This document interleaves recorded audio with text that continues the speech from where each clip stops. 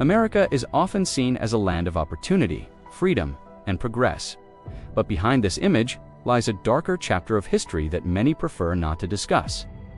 Over the decades, the United States has witnessed crimes so disturbing that they left entire cities living in fear. Serial killers are not just criminals. They are individuals whose actions exposed serious flaws in society, law enforcement systems, and human psychology. This documentary explores the true stories of the top 5 most notorious serial killers in U.S. history. These cases are not presented to glorify violence, but to understand how such crimes happened, how long they went unnoticed, and what lessons were learned after unimaginable loss.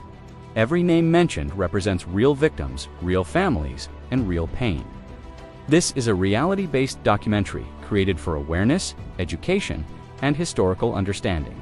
Viewer discretion is advised.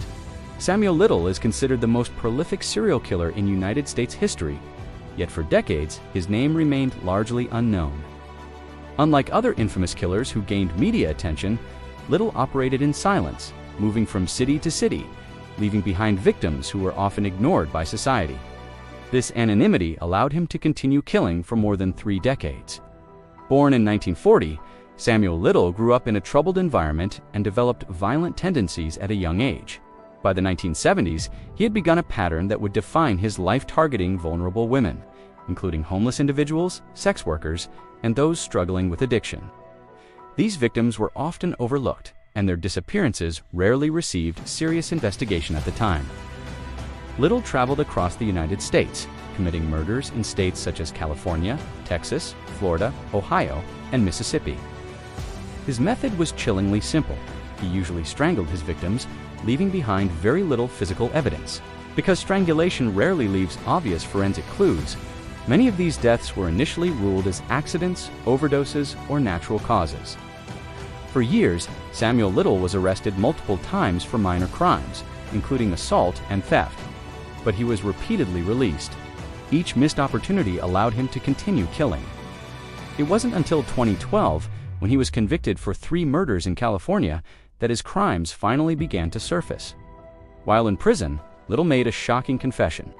He claimed responsibility for 93 murders, a number that stunned investigators.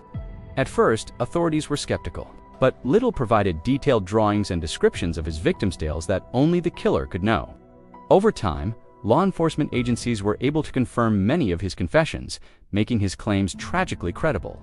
What makes Samuel Little's case especially disturbing is not just the number of victims, but how easily he was able to avoid detection. His victims were marginalized, and their lives were often not given the same urgency or value by the system. This failure allowed Little to remain free for decades. In 2020, Samuel Little died in prison at the age of 80. He never showed true remorse for his actions.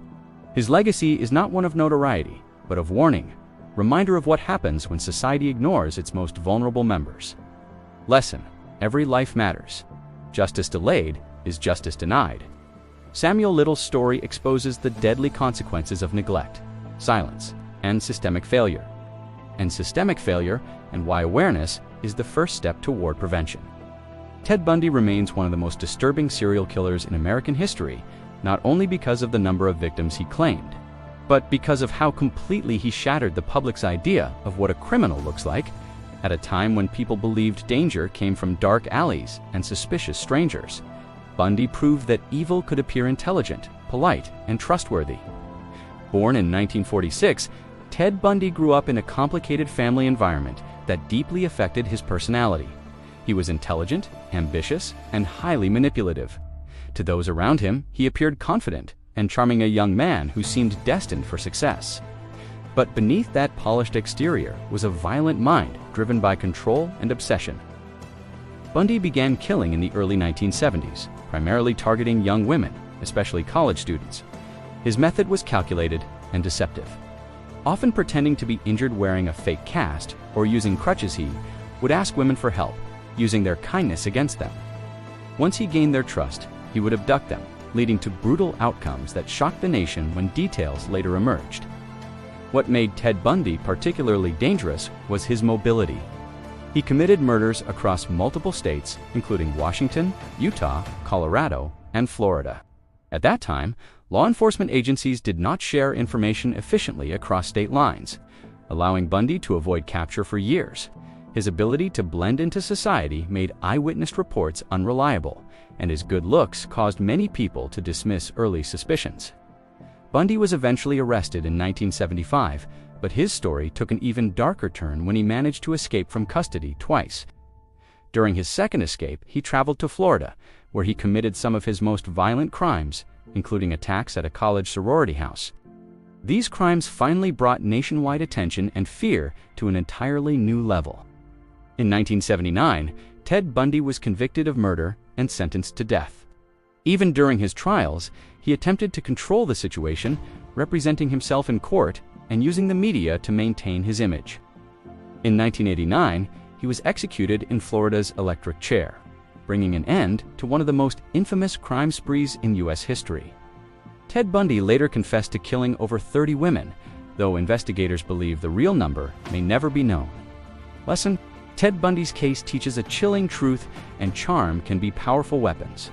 Trust must be earned, and awareness is essential. His crimes changed investigative methods and reminded America that danger does not always announce itself. Jeffrey Dahmer is one of the most disturbing figures in American criminal history, not only because of the brutality of his crimes, but because of how close he came to being stopped multiple times. His case exposed serious failures in law enforcement, social awareness, and the way society responds to warning signs. Born in 1960, Jeffrey Dahmer showed troubling behavior from an early age. He struggled with loneliness, alcohol abuse, and a deep sense of isolation. By the time he reached adulthood, these issues had developed into violent fantasies that he was unable or unwilling to control. Dahmer's crimes began in 1978, but it would take more than a decade for them to end. Dahmer primarily targeted young men, often approaching them in public places such as malls, bus stops, or bars. He would offer money in exchange for photographs or companionship, creating a false sense of safety. Once inside his apartment in Milwaukee, Wisconsin, his victims were trapped in a nightmare few could escape. Between 1978 and 1991, Dahmer murdered 17 victims. His crimes involved extreme acts that shocked even experienced investigators. Many details were so horrifying that they remain restricted from public discussion. What makes this case even more tragic is that several victims attempted to escape, and in at least one documented incident, police were alerted but failed to intervene properly. This mistake allowed Dahmer to continue killing. Neighbors frequently complained about foul odors and strange noises coming from his apartment. However, these warnings were often ignored or dismissed. Dahmer's ability to appear calm and cooperative during police encounters played a major role in delaying his arrest. His demeanor masked the reality of what was happening behind closed doors. In July 1991, one victim managed to escape and flag down police. When officers entered Dahmer's apartment, they discovered evidence that confirmed years of disappearances and unsolved cases. The arrest sent shockwaves across the United States and beyond. The public struggled to comprehend how such crimes could occur in a quiet neighborhood without intervention. Dahmer was convicted in 1992 and sentenced to multiple life terms in prison. During his incarceration, he admitted responsibility for his crimes and claimed to feel remorse, though many questioned the sincerity of his statements. In 1994, Jeffrey Dahmer was killed by another inmate, ending one of the most horrific chapters in U.S. criminal history. Lesson: the Jeffrey Dahmer case teaches a painful lesson. Warning signs must never be ignored. When authorities and communities fail to act, the consequences can be devastating.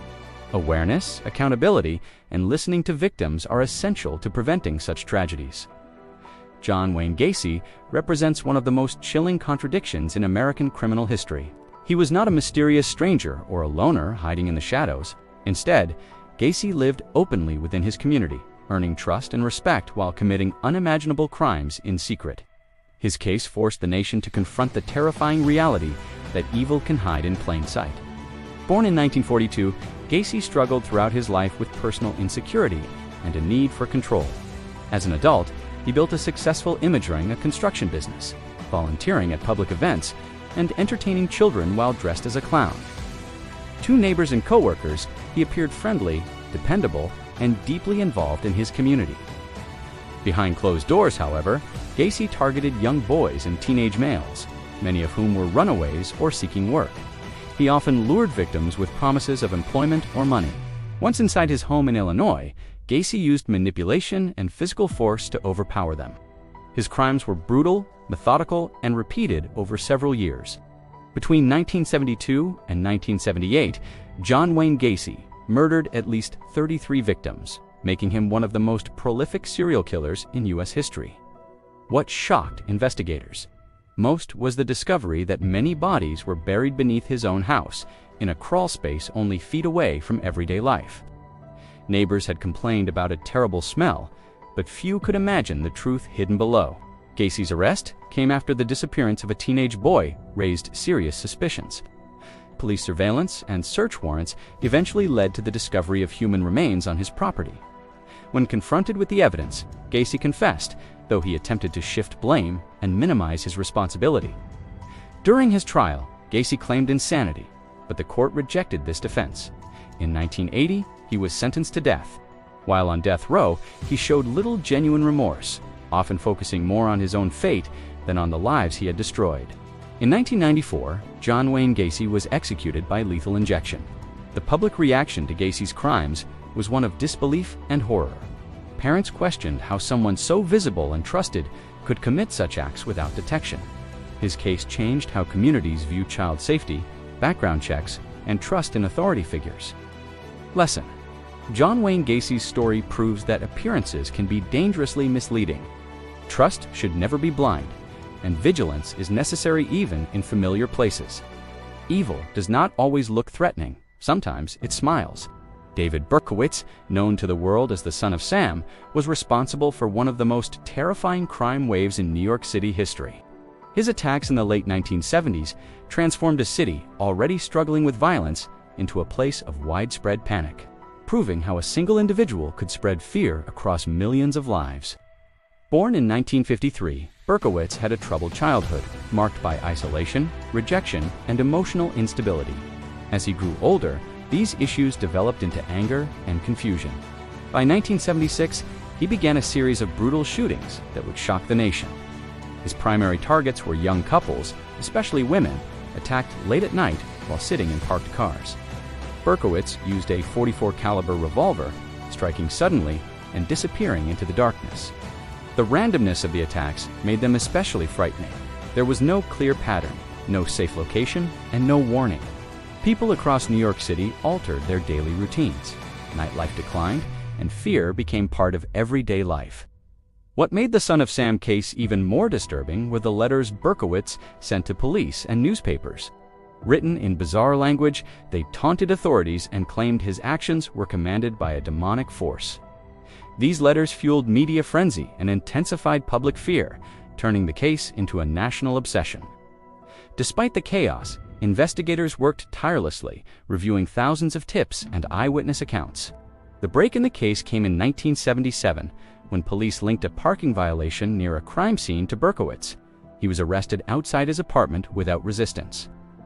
Inside his vehicle, officers found the murder weapon, confirming their suspicions.